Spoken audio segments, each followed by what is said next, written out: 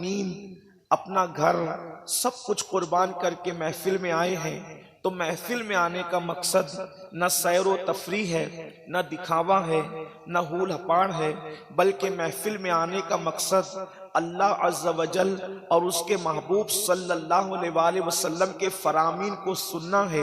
और इस नीयत से सुनना है कि हमारे आका के फरामीन है सल्लल्लाहु अलैहि वसल्लम, हम सुने और अपनी जिंदगी को तब्दील करें। और इसके बाद की एक जिंदगी है, याद रखें, ये दुनिया खत्म, दुनिया से हम जाएं तो हम खत्म नहीं हो जाएंगे, यानी मरने के बाद हम मिट नहीं जाएंगे, मरने के बाद हम खत्म नहीं हो जाएंगे। ये इस्लामी अकीदा है, ये दीन हक का अकीदा है कि मरने के बाद फिर एक जिंदगी है, उसके बाद फिर एक जिंदगी है, यानी कि हम सफर करते हुए आ रहे हैं। कभी हम आलम अरवाह में थे, फिर हम बाप की पुश्त में थे, फिर हम माँ के पेट में थे, फिर हम दुनिया में हैं, फिर उसके बाद कब्र के पेट में जाएंगे, फिर उसके बाद मैदान महशर में रहेंगे जब तक अल्लाह चाहेगा।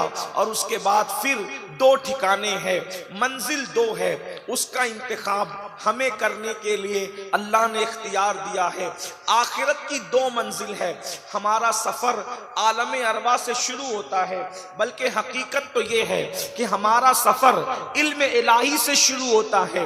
अल्लाह अकबर। और दो मंजिलें हैं और चुनना हमें है, इसलिए कि इंसान को अल्लाह ने न जमादात की तरह यानी पत्थर और कंकरों की तरह अल्लाह ने बिल्कुल मजबूर नहीं बनाया, और अल्लाह ने न बिल्कुल इंसान को मुख्तारे कुल बनाया, बल्कि अल्लाह रब्बुल इज्जत ने जो है वो इंसान को इख्तियार दिया, अक्ल दी, सूझबूझ दी, और दो मंजिलें उसके सामने रख दी। ऐ इंसान, आखिरत में तेरी दो मंजिलें हैं, मंजिल तुमने चुनना है, मंजिल तुमने सिलेक्ट करना है, मंजिल तुमने मुकर्रर करना है कि तुम्हें कहां जाना है। अब आइए, उन दोनों मंजिलों को क्या कहते हैं? एक को जन्नत कहते हैं जहां आराम ही आराम है, एक को जन्नत कहते हैं जहां जो मांगोगे बल्कि मांगने की नौबत नहीं आएगी, सिर्फ सोच लोगे तो वो चीज हाजिर कर दी जाएगी। और एक बात आपको बताऊं, हूरों की बात अपनी जगह, गिलमा की बात अपनी जगह, शीरो शरबत की बात अपनी जगह, नहरों की बात अपनी जगह, दरख्तों की बात अपनी जगह, तूबा की बात अपनी जगह, चरिंद परिंद की बात अपनी जगह, जन्नत के महलों की बात अपनी जगह।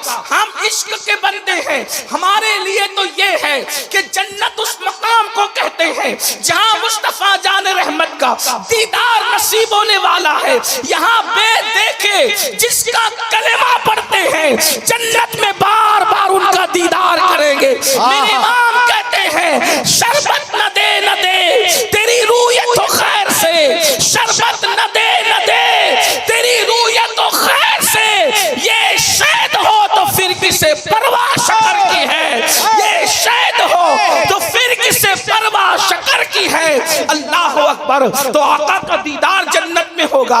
इसी पे बस नहीं, बल्कि अल्लाह अकबर, सिर्फ रसूलुल्लाह का दीदार नहीं होगा, जिसे जन्नत कहते हैं उसमें अल्लाह का भी दीदार होगा, रब तबारक व तआला का दीदार करेंगे। सहाबा ने कहा, या रसूल अल्लाह, अल्लाह को कैसे देखेंगे? तो अहले सुन्नत का अकीदा ये है, मेरे आका फरमाते हैं, जैसे तुम आसमान पे चांद देखते हो, खुदा का दीदार करोगे। अल्लाह अकबर। अंदाजा फरमाए। अब मुझे बताओ मुसलमानों, ये यहाँ इतने लोग मौजूद हैं, हुजूर कितने खूबसूरत हैं, हुजूर कितने हुस्न वाले हैं। अंदाजा करो जन्नत में क्या मजे होंगे मोमिनों कि रसूलुल्लाह के हुस्न का ये आलम है, तो अल्लाह के हुस्न का आलम क्या होगा।